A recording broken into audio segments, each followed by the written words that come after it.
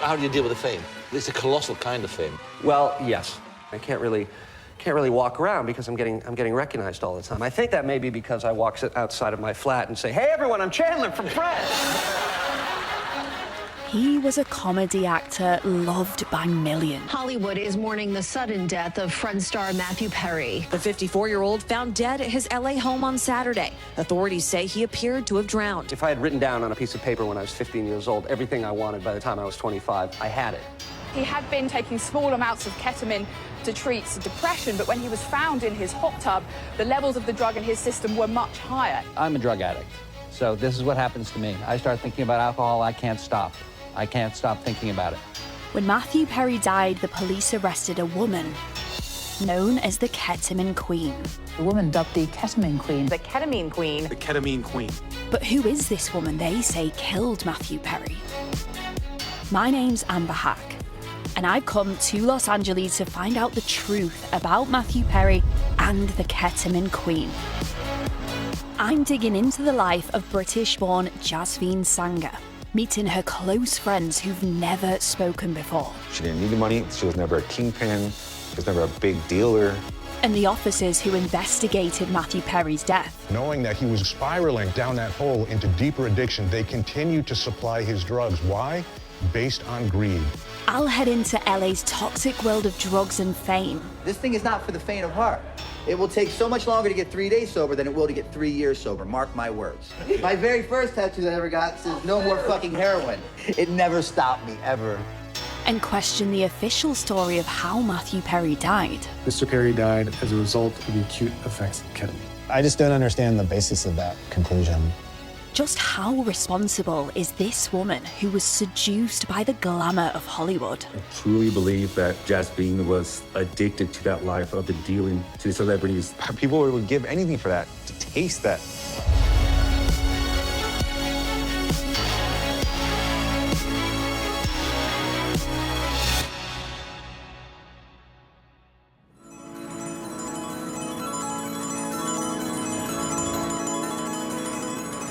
So they say LA is a sunny place for shady people. And as a journalist and a podcaster who covers a lot of crime, I know looks can be deceiving. Why is it that we just can't accept that, like, good-looking people can do bad things? So when the BBC said they wanted to send me to Hollywood to look into the Ketamine Queen, I jumped at the chance. Who is this woman? She was born in Essex, but how did she end up here? And how did she become, in the words of prosecutors, a prolific drug dealer to some of the most famous people in the world? So right now, Jasveen Sangha is in prison, and everyone in her world is reluctant to talk. We obviously believe that she lived in this neighborhood, right? Oh, I'm really intrigued. So the first thing my producer Jess and I do is head to her old apartment and start asking around.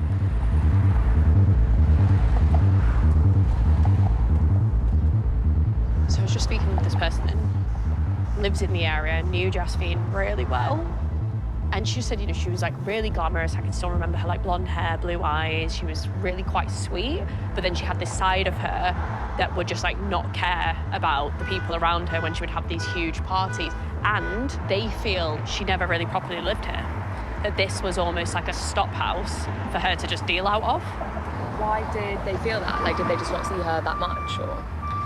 She basically said that she would come and go quite a lot and never really seemed settled. She also said that they were in when the FBI raids were happening.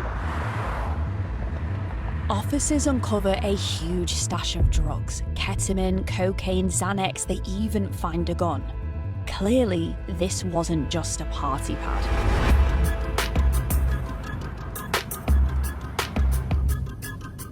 But what else did police find out about Sangha?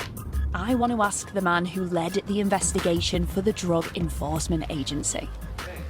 Yeah? Yeah, we are ready to go.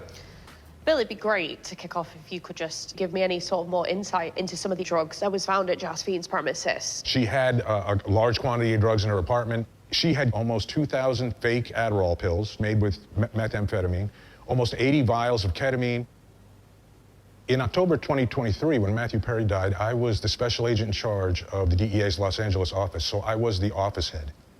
Why in all of this case is Jasveen Sangha described as the ketamine queen? In essence, she's the kingpin, a professional drug dealer with a big supply of drugs. She had sold ketamine that killed another individual back in August 2019, and she had sold the ketamine that killed Matthew Perry. She was running a somewhat large drug trafficking operation catering to the Hollywood elite. The money gave her the ability to put forth this social media jet-set lifestyle persona,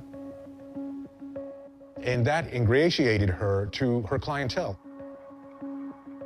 How long had Jasveen Sangha been running things? At least since 2019. We know Sang has been in the ketamine business since 2019 because the government alleged in the charging documents that she had killed another gentleman in August of 2019 named Cody McLaury.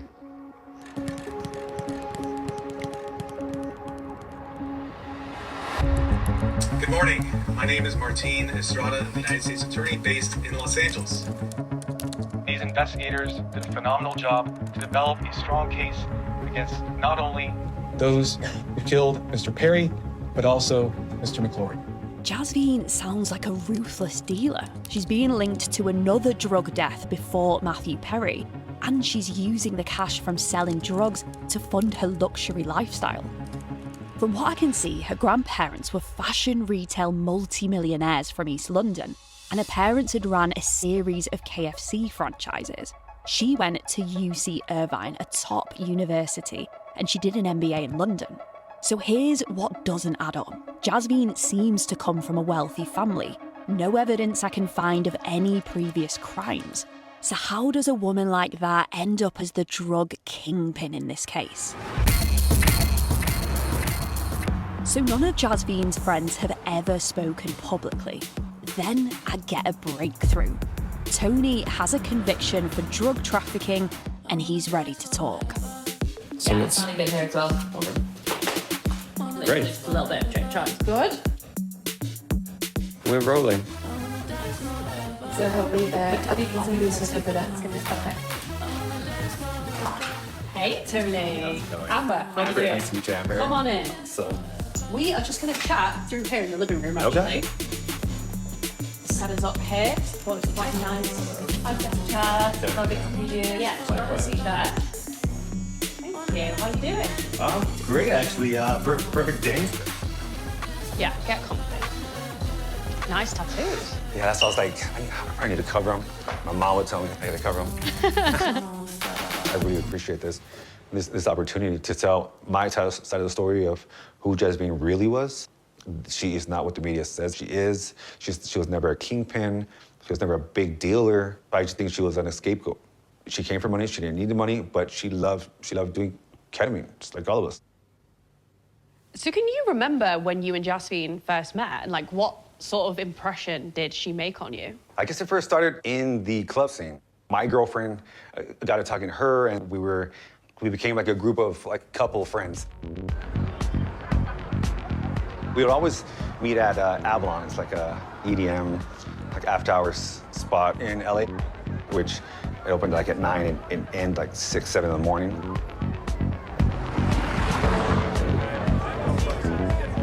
We were either taking pills or, you know, doing some ketamine or, you know, just anything that was allowed there, I guess you could say. Then we rented, there's a bar across the street. We rented that out, so when everybody got out of Avalon, all you had to do was walk across the street to the next party.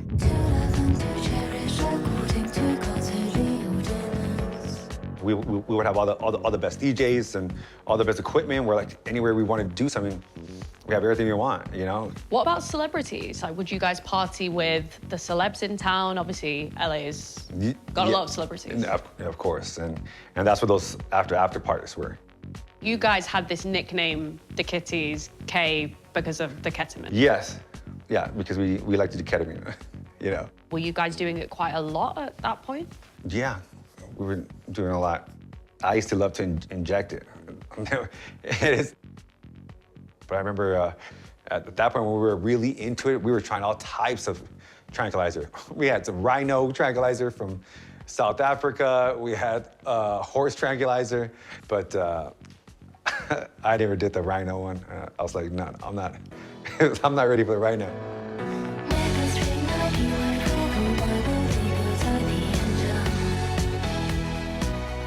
Did anyone in your world know her by that name, the nickname Ketamine Queen? No, that's just what the media said, which is stupid. It's just ridiculous. Like no one said that. Because the authority said this nickname, the Ketamine Queen, has come from interactions between her and others. No, I believe they said that just because when they raided her place and she had like all these drugs, so like, oh, she must be a cartel dealer or like she must be a big person, which is totally false. Absolutely not. And do you have any sense, Tony, of the amount that Jasmine was moving? Like what kind of quantities of drugs she was dealing? No, absolutely not. I would never thought that she'd be the one dealing, you know? But do we have access to anything, to everything? Yes, we did, you know? And was quantity an issue? No. We all had access to everything, you know? If I didn't have it, then he had it. If she didn't have it, then I could get it, you know? And we just did it together. I'm not exactly shocked that Jasmine and her friends were doing ketamine for fun. It's become a massive drug in the rave scene here in the States. This crew clearly partied hard and they had easy access to serious amounts of drugs. What is surprising though, is that somehow none of them knew that Jasmine was dealing it on the side. I'm finding it all a bit hard to believe. I need to speak to somebody else who knows her well. Hey Josh, how are you? Nice to see you. Come in. We're just up here. We're just out here on the terrace. I was thinking we could sit and have a chat with a bit of you. Perfect.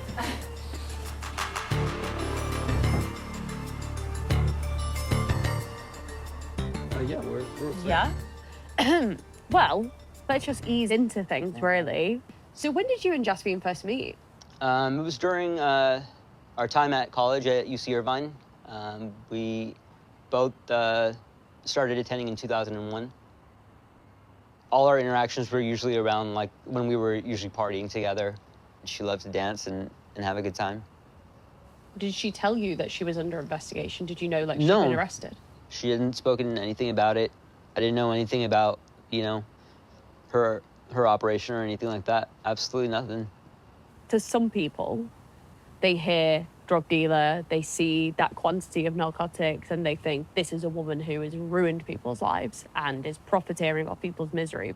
What kind of person was she? I don't think she would have wanted these situations to happen for anybody. She's just somebody that, by nature, I feel like likes to take care of like people and, you know, just servicing a need. She doesn't really have any malice in her heart. Matthew Perry was loved by people around the world. And I think some people feel that we need to be careful to not blame him, that he had an illness and he was, you know, he had an addiction basically. And people feel that the drug dealers took advantage of that. Like, I don't think that they were the ones that initiated the transaction, though. And I'm not here to victim blame. Like, I've heard that Matt Perry is a great guy. He was on treatment for ketamine, right? Like, and so... At first, yeah. If we think about, like, someone that has an addictive personality, then why would we put them into a treatment knowing that this could be something that they can also abuse? If you know that this someone is an addict by nature, why introduce them to another substance that you know is potentially addictive? I think that's kind of where we kind of need to focus on where things went wrong. Josh makes an interesting point. Matthew Perry's introduction to ketamine didn't come from a street dealer. He got it prescribed, legally.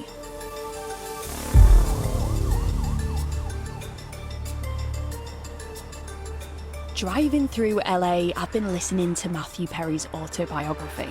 He says that he was getting ketamine as a treatment and that it all began in a luxury rehab in Europe. I was also doing ketamine infusions every day. Ketamine was a very popular street drug in the 80s.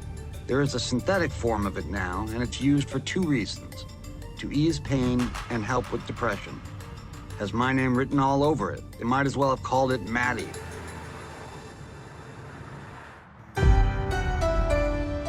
So what's really going down in these luxury rehabs? How common is it for them to give ketamine to people battling addiction? I've managed to get inside one. Hey, Nick. Hi. How are you? Oh, good. Nice to finally meet you. Yeah, thanks for coming. I appreciate This it. is so beautiful. Oh, thanks. Nick Matthews runs several upmarket rehabs across the whole of Los Angeles. Well, this is actually our new location. So Okay. why don't I show you around a little bit? Yeah, please. Yeah. So here's an example of the rooms, generally 2 to a room. So you have people sharing as well. Oftentimes, it's actually really good for somebody. To feel like you're in it together, going through things together, that you can relate to what each other is going through. Yeah, exactly. There's very few things more serene than just nature in general. So being in Malibu, we're so close to the ocean, then being up here, it's just lush and green and vibrant. It's just pure serenity. How much does it cost to come here, Nick? Sure. It can be very expensive, as you can imagine. 24/7 operation, fully staffed. These are not inexpensive places to run. If you're paying entirely privately, it's about $80,000 for the month.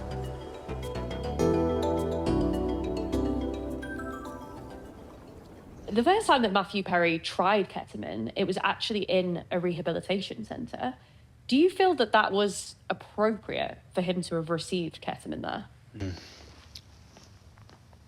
I can say this. I can say that I don't believe that I would ever allow one of my residents to start ketamine therapy while they're here.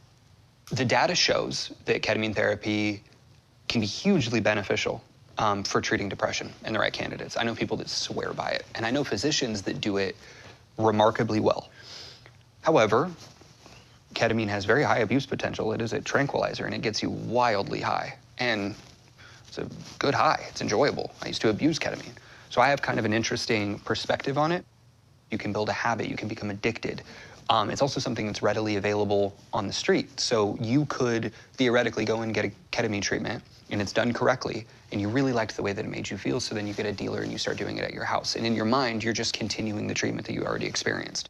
Do you think if I was a big-time celebrity, I have the money, the power, the fame, that it's harder to kind of say no to me in some facilities when I say, I want more drugs? Yeah, I imagine so. And a lot of that, I think, really boils down to integrity, right? And that's kind of the scariest thing for me, from treatment facilities, from ketamine doctors, from any doctor in general, is is your integrity as important to you as your bank account? I really hope so, and everybody will say yes if you ask them that question. Nobody is going to admit that it's not the case. Matthew Perry's own words back this up. The same luxury rehab that introduced him to ketamine also freely gave him prescription drugs. What it lacked in fellow sufferers, it made up for in easy availability of drugs, which again, unfortunately, did not differentiate it from other high-priced rehabs. I could make millions if I sued these places. It just seems weird to me that expensive places meant to help you get clean can end up giving you addictive drugs. How does it work when you're not paying tens of thousands a week? I'm heading to a free rehab. Money and celebrity don't mean anything here. All right, let me walk you in. This is one of our male dorms. They're all kind of set up the same way. So they are set up dorm living. In this dorm, they're given the drawers, they're given access to a room to hold their clothes, hygiene. In there, we have their bathroom and shower. They're given a washer and dryer. So they have all the amenities that they need to be able to live. All their basic needs are provided through us. I wanted to also introduce you guys to Brandon. Hey, Brandon. It'd be great to talk to you. So, Brandon, how have you been doing? I've been okay. I've done this a bunch of times. This is probably my 20-something program. Okay. It's a great program, though. Does Los Angeles have a drug Oh my problem, do you God. think? Okay, that was pretty sudden. It's become a really terrible place. Do you relate to anything that Matthew Perry went through? Yeah. He's doing a lot of ketamine, and he thought that, you know, oh, this way might fix me or whatever. And I relate to that a lot. And you know, he was just one of us. He was a drug addict, and might fix me or whatever. And I relate to that a lot. And you know, he was just one of us. He was a drug addict, and you know, he came from a different background, but that addiction doesn't discriminate. So it's hard to picture Matthew Perry here, but would he have found it more difficult to get drugs? One of the problems with the high-end programs is that they almost coddle the patients, and people feel like that they don't have to suffer or feel any of the consequences of their addiction, their alcoholism. And I think it's important for people to have some consequences to this behavior. In his book, one of the things Matthew Perry describes actually was an instance when he went to rehab. They gave him pretty heavy painkillers. 1,800 milligrams of hydrocodone a day. That's what he says in the book. That's how much he was on. What do you think about that? I don't know how you get that much. I mean, it only comes in a 10 milligram pill. I don't know how you get that much in you. I mean, he must have been swallowing just handfuls of pills all day long. Do you think he should have been given that amount of that kind of drug? No. I mean, that's well beyond what anybody recommends giving. I don't know what he was. Basically, he's just given that much to feed an addiction, to keep him from going into withdrawal. And if I was one of your patients here, I come to you and say, Dr. Holmes, just one more time, please let me have what I want. What are you going to say to me? You mean have what you want? Would you like more drugs? Yeah. More pain pills? If I come to you and say, you would say no. No is a complete sentence. In rehab, Matthew Perry says he was getting ketamine infusions every day, but from what I'm hearing in his book, he didn't actually enjoy it. Taking K is like being hit in the head with a giant happy shovel. But the hangover was rough and outweighed the shovel. Ketamine was not for me. We now know that he didn't quit ketamine. Looking into the police reports, even after he leaves rehab in 2021, Matthew Perry continued ketamine therapy. Not from rehabs now, but from ketamine clinics. And here's the thing about LA, I see them everywhere. Oh, I reckon that might be one, you know. Really? Let me have a look. It's actually not that expensive compared to the other ones. So it's saying $100 a session.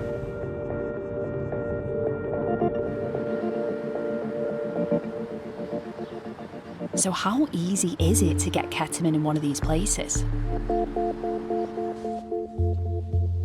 I believe there is a place for ketamine in the wellness world if done correctly, if given at appropriate doses, not high doses, and if people are screened correctly.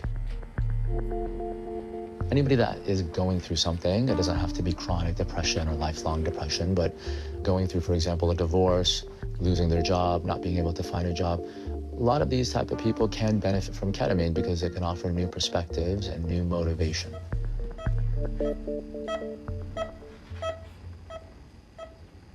For somebody like Matthew Perry, you know, self-confessed, had a history of substance abuse, struggled with addiction for many years of his life, why was ketamine therapy an appropriate thing for him to have had? Ketamine was appropriate for Matthew Perry for multiple reasons. I believe he had chronic pain from multiple abdominal surgeries, so ketamine does help with chronic pain. And ketamine can also, for lack of a better phrase, make a person even-keeled. Do you think Matthew Perry was addicted to ketamine? I do believe he was addicted to ketamine, only because he was paying whatever needed to be paid to get it from someone who was giving him unlimited amounts of ketamine. I don't believe the act of going to a ketamine clinic played a role in his addiction, because certain ketamine clinics could have just given him limited doses and limited infusions per month, and that would not have contributed to addiction. That would have been therapeutic. This clinic is working within the guidelines, but according to a police report, Matthew Perry had been getting ketamine treatment every other day. Matthew Perry sought treatment for depression and anxiety and went to a local clinic where he became addicted to intravenous ketamine. Matthew Perry's drug use was out of control. He needed help. By 2023, Matthew Perry has been using ketamine for 3 years. In the spring, he's told by one of his doctors that he no longer needs ketamine therapy for his depression. It could have been his chance to quit the drug. But Matthew Perry was an addict and he was vulnerable. Addicts are not bad people. We're just people who are trying to feel better, or we have this disease.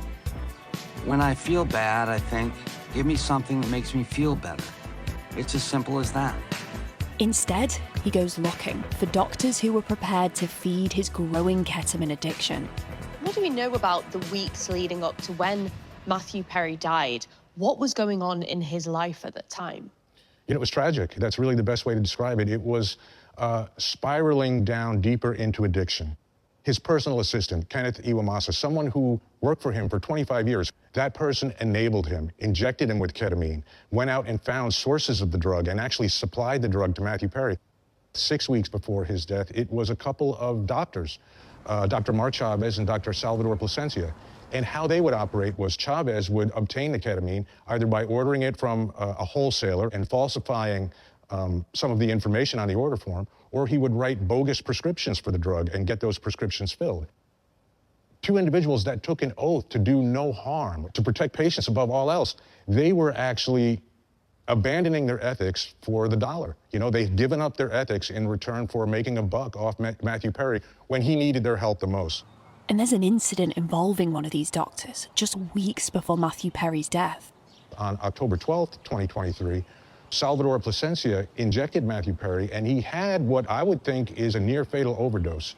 He lost the ability to talk and move, and his blood pressure spiked. Plasencia was charging huge amounts of money for this ketamine. I mean, it was price gouging. It was really an exploitive relationship. At one point, Plasencia even text messaged Dr. Chavez and say something to the effect, let's see what we can get this moron to pay. I mean, that goes to show you that this was not a doctor-patient relationship, right? This was a drug dealer who's trying to exploit a victim, an addict. The corrupt doctor-celebrity relationship has been an open secret here for years, but getting people to talk is tough. I need someone who understands this world from the inside. I'm Brandon Novak, and this is Doo Doo Falls.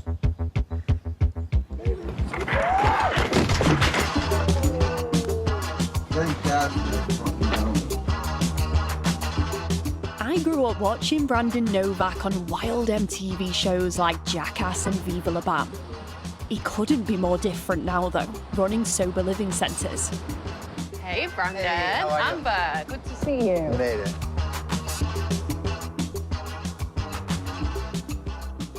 What's happening, everybody? Good morning, good morning. How are we feeling? How are we doing today? This thing is not for the faint of heart. It will take so much longer to get 3 days sober than it will to get 3 years sober. Mark my words. I was a homeless heroin addict that lived in abandoned houses, right? My days were spent standing on the corner prostituting my body. My nights were spent sleeping in a shooting gallery in West Baltimore. You know, I didn't have any things except at the end, all I owned was 8 scarves, 2 jackets, 3 socks, a stick of deodorant, a needle, a spoon, and a restraining order.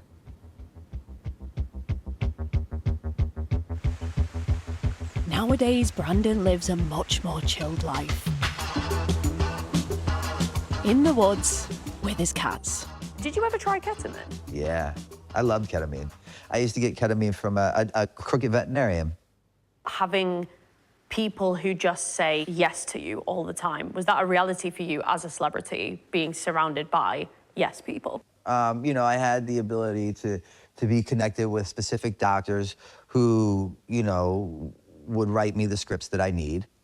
I would play up who I was to get what I wanted.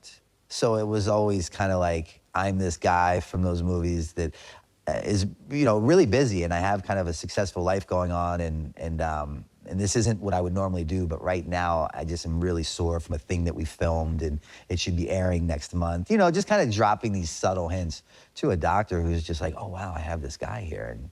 And there is some truth to what I'm saying, because like I am who I am, so it's not like I'm lying. So they were definitely a bit more generous with the pad to write it. And then once you get into that world, you kind of find the crooked doctors who you just go and you sit down and they don't move from their chair, and they kind of have a script that they follow, and they just write you what you want. It's a cash ran business only, so they don't ask any questions. You pay and you get. Do you think when you are rich and famous, it can make it more complicated because you do have the money? 1 billion%. Absolutely. There's two different worlds, and you're not going to understand it until you've experienced it.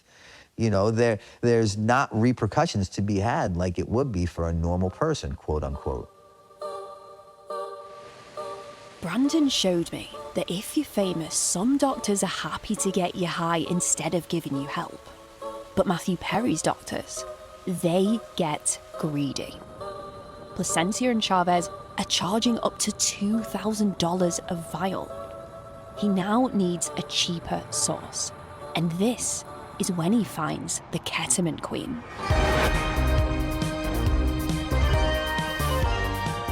By the 2020s, Jasvine's hard partying lifestyle is starting to catch up with her. With all these years that everyone in your group was taking drugs, did anyone go to rehab? Did anyone try to get clean? Or did it become a problem at any point for people? I know Jasvine did. Okay, so there was a period of time where Jasvine herself went to rehab. Do you know for, That's the one thing, for drug like, addiction? I'm pretty sure that or alcohol. And yeah, our family knew something was happening, you know? They found her with drugs and they sent her to rehab, but she could afford, or her family could afford like the best ones, you know? The ones where all the celebrities are at. Jasvine's lawyer has denied she ever met Matthew Perry, but she was starting to move in some of Hollywood's most exclusive celebrity circles. She wouldn't be at the normal clubs, you know? She'd be on a different level now. The Hollywood Hills, you know, off Sunset Boulevard, trendy, you know, little restaurants, hang out where celebrities are at. And I was happy for her. I'm like, hell yeah, girl. Do what you gotta do, that's awesome, you know? Did she enjoy that? Who wouldn't? You know, if you could be friends with like a certain actor that you would see on TV every day and that's really famous, like why wouldn't you enjoy being around? And why do you think these celebrities liked to have Jasvine around? Well, she has access to what they don't, you know? What is that? Like, it could be any drugs, because, you know, we come from the after-hour scene, so the people that we know from different grimy parts or whatever, where we had access with these drugs because we know this person, this person, this person. Jasvine talked about going to her scientist and that she would have very pure stuff. Yeah, scientist is just a code name for being the veterinarian, you know? That'd be the scientist. Now with fentanyl going around, like we wanted to go to the source where it's the most pure, because this is what I'm putting in my body. I'm not gonna take that chance, right? So, you know, the easiest way, where especially I know, it's in Mexico. You know, veterinarians or pharmacies in Mexico. Would Jasvine do that? No, I wouldn't know of Jasvine doing that. But do we have access? Do we have people that did it? Yes. So it sounds like from what you're saying that Jasvine's knee deep at this point. She's dealing to the stars. Was she still getting high and taking the drugs herself, though? Yeah, I'm pretty sure, because that's what you'd like to do, you know? And since you have like abundance and it doesn't cost you anything, because everybody is paying for it, really, because you're charging them. What I just don't get, though, is if Jasvine had it all already in terms of money, good family, good education, why would she risk it all doing this? That's what blows my mind as well. I would have, out of all of our circle group, I would never thought Jasvine would be dealing, you know. If I have put myself in her shoes, I would say even if she wasn't, say a celebrity asked her, do you know I could get whatever? Even if I wasn't a dealer, like I'll turn into a dealer right there for you. I think what she got addicted to is being in that role, being in that social status, being the go-to, the dealer, you know, for these people. So you think really Jasvine was addicted to the high of dealing to these celebrities? Yes, 1,000%. I truly believe that Jasvine was addicted to that life of the dealing to the celebrities, because that's a high in itself. You know, wanting to be wanted by someone with that status that everybody knows that you'd want to do anything for that person. By October 2023, Matthew Perry's addiction had met Jasvine's supply. Through Eric Fleming, a middleman, Sanger provides Iwamasa with over 50 vials of ketamine. Dr. Placencia, meanwhile, keeps trying to push his drugs onto Perry's assistant. I know you mentioned taking a break. I've been stocking up in the meanwhile. A day later, Iwamasa injects Perry at least 3 times. And after the 3rd injection, at approximately 1:30 p.m., Iwamasa leaves Perry alone in the house for more than 2 hours.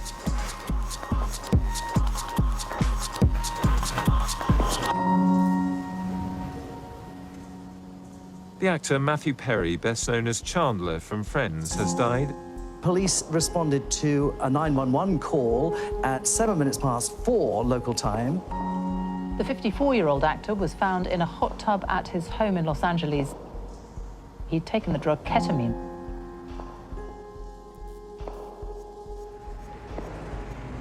I'm going to meet a man who knew Matthew Perry for almost his entire life.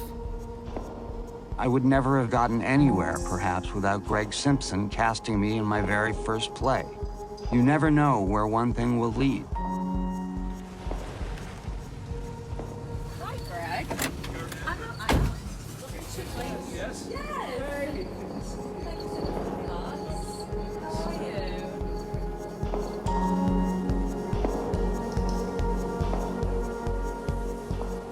I believe we should have sympathy for Matthew Perry.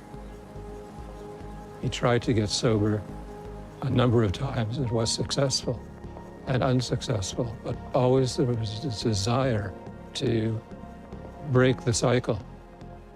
My life is, I'm a drug addict. If I have a drink, I can't stop. So this is what happens to me. I start thinking about alcohol, I can't stop. I can't stop thinking about it. Somebody needed to grab hold of him and shake him and say, what are you trying to do here?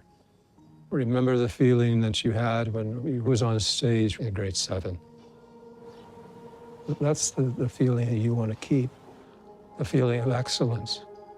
Who underneath it all do you think Matthew really was? Did he stand out from all the other kids you'd seen before? When I first met Matthew, it was in grade 7, dramatic arts, and I was doing improv. I thought he was excellent. That's what I said to him. I said, you know, have you ever thought about auditioning? Would you be willing to have a look at this part? So he did. And according to Matthew's own words, that made him realize that acting, that's what he wanted to do, that this was a place that he could say he belonged. How often would you speak or stay in contact? Probably once or twice every couple of years. Whenever he was up, he would come by. So he would just turn up sometimes to see you drop by? Absolutely. What was it like for you reading his book and seeing and understanding some of those things that he was? I didn't like it. Oh, okay. I found myself tearing up a little bit. Because to me, Matthew was a great kid. And I've got nothing to say that's not good about him. I believe that. When he was suffering, he could easily be exploited. No question about it. 5 people have been charged in connection with the death of the Friends star Matthew Perry. The doctors, Placencia and Chavez, pleaded guilty to supplying Matthew Perry with ketamine. His assistant, Kenneth Iwamasa, along with Jasveen Sanger and her associate, Eric Fleming, were also charged with causing Perry's death. By June this year, all of them had pleaded guilty except one, Sanger. Her lawyer argued there was no way of knowing whose ketamine killed Matthew Perry. This theory that the so-called fatal dose is somehow linked to my client is absolute garbage. And online, I started seeing speculation and confusion around the official cause of death. Was the ketamine actually responsible? So much of the reporting around Matthew Perry's death has suggested he died of a ketamine overdose. The Friends star died after an overdose of the drug ketamine. When he was found in his hot tub, the levels of the drug in his system were much higher.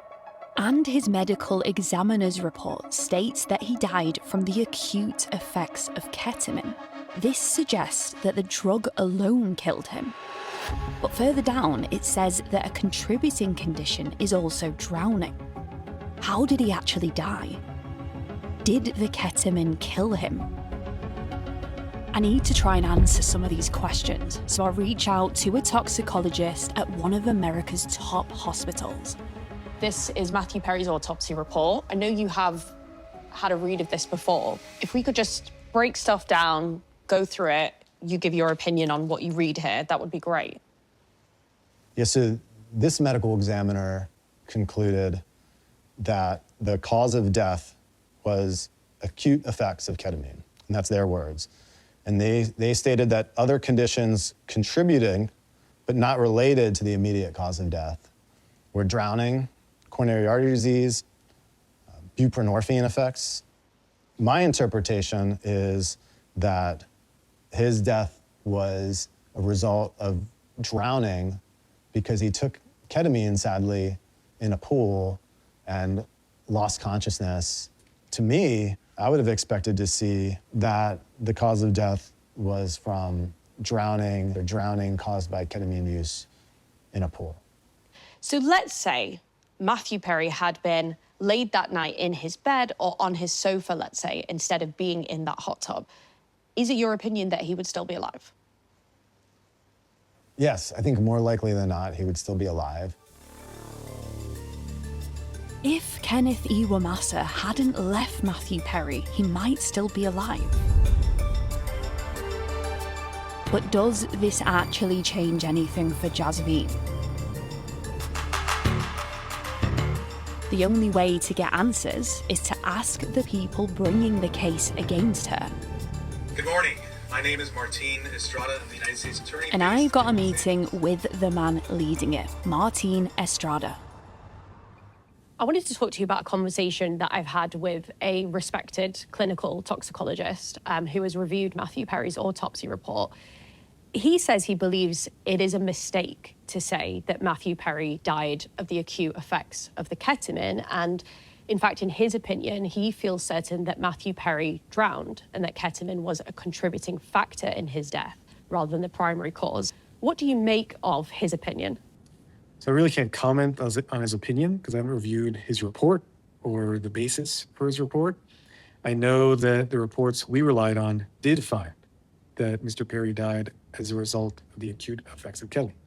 That being said, as a legal matter, it doesn't matter because for the prosecution, all that's required to be proved is that if not for the distribution of the ketamine, the death would not have occurred.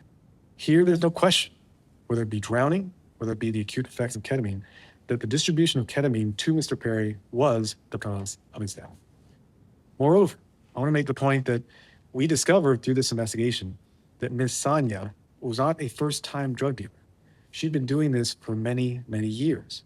In fact, several years before Mr. Perry's death, she distributed ketamine to another victim, Cody McClory. He's not famous, he's not well known, but nonetheless, his life matters too. And for that reason, we specifically named him in the indictment to make sure that his family would get some justice as well. And in Cody's case, how did the prosecution determine that the ketamine that Jasveen Sangha had supplied ultimately resulted in his death? We learned from telephone records, from text messages about the distribution to Mr. McClory. We also learned from messages that his sister had sent to Ms. Sanya that she was in fact told that Mr. McClory died as a result of ketamine. The prosecution's view is firm. Whether Matthew Perry drowned or the ketamine alone killed him, it doesn't matter legally. But what about the claim that Jasveen's drugs killed Cody McClory? I'm taking Cody's autopsy report to toxicologist Andrew Stolbach.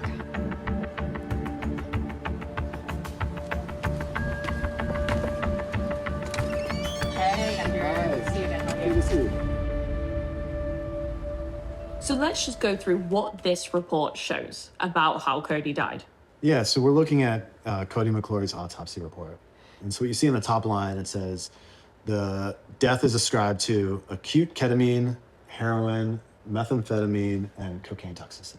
So this medical examiner in this case is saying that they're all equal. They're saying that Cody McClory died of an accident, and it's listing 4 different types of drugs here as the primary cause of death. Do you agree with that?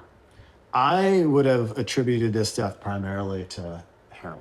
Why? Heroin's an opioid, and opioids are involved in nearly all overdose deaths, the vast majority of overdose deaths.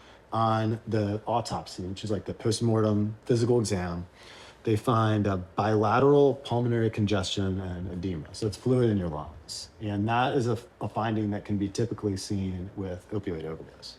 And what you'll see here is that the heroin is within range of what would typically could be attributed to somebody's death. Whereas the ketamine, the methamphetamine, and the cocaine, actually was a cocaine metabolite, all those were lower than what you're typically seeing in deaths attributed to those. So I think for me, the combination of those 3 things makes the heroin really the main cause of death.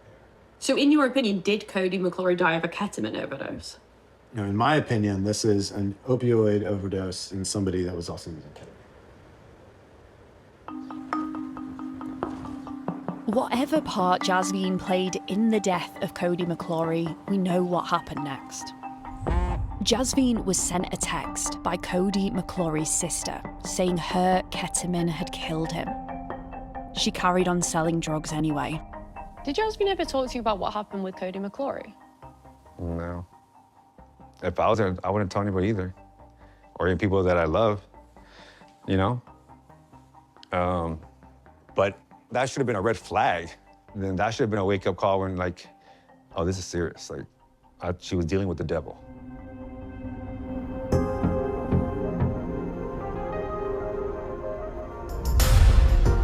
The news about Cody McClory's death doesn't help Jasvine's reputation, especially at a key moment when she is saying that she's innocent in the Matthew Perry case. Then, 9 months after his death, another significant blow.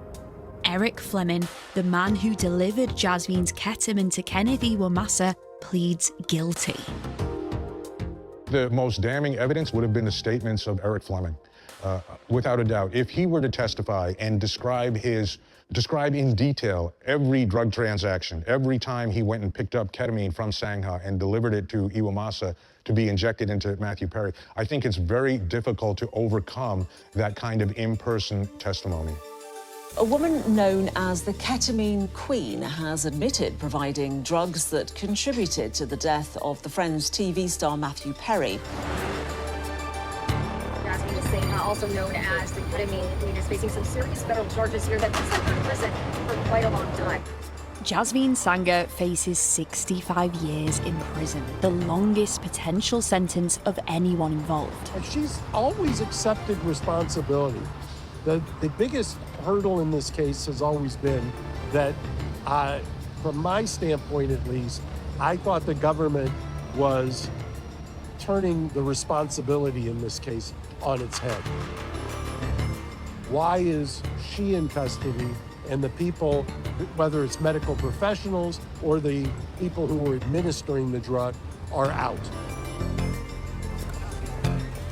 Dr. Mark Chavez forged prescriptions, and together with Plasencia, he charged Perry almost 10 times the price of Sangha's ketamine. He's facing 10 years. Dr. Salvador Plasencia texted, "I wonder how much this moron will pay." He injected Matthew Perry until he lost consciousness, and he was still trying to push it on him a day before he died. He has received 30 months. Hey, Alison, I'm Amber. Good to see you.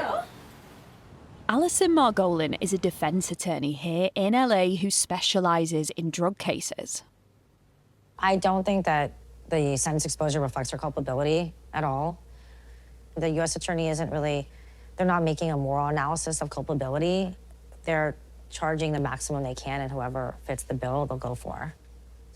But I do think there's a difference between doctors in a caretaking position who are profiting off of a patient that they know is a drug addict and providing them with substances they know can cause, like this thing that happened with Matthew Perry. I think most doctors who are in this realm know that that's something that's foreseeable. That's not, the foreseeability of it is not an issue in terms of the law, but in terms of morally, I think that's an issue.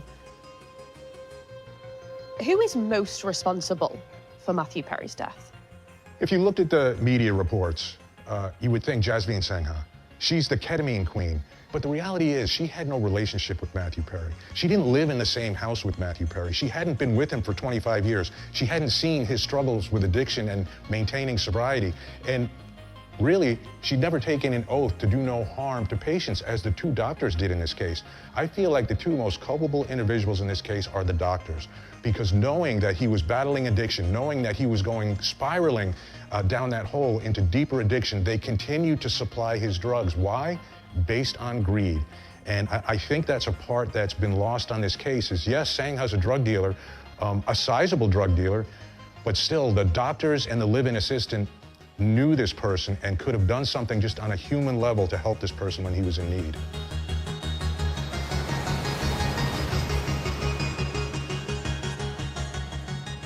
Before I leave, I want to visit Matthew Perry's neighbours so I can see the place where he spent his final moments. Hello. Hi, Bella. Hi, Peter. How are you doing? I'm doing well. Amber, good to see you. Wow. This is spectacular.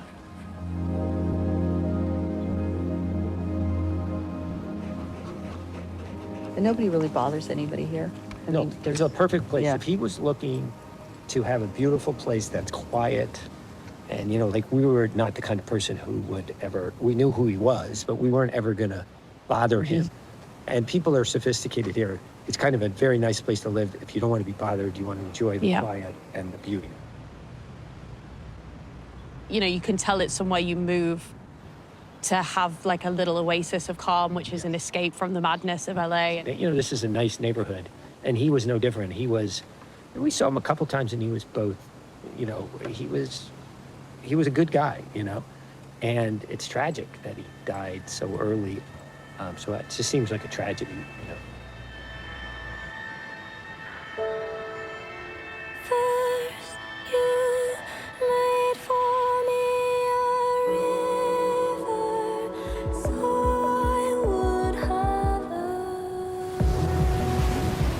After weeks in LA, something has become clear. Jasveen Sangha is a drug dealer, and she is responsible for Matthew Perry's death. But she isn't the only one.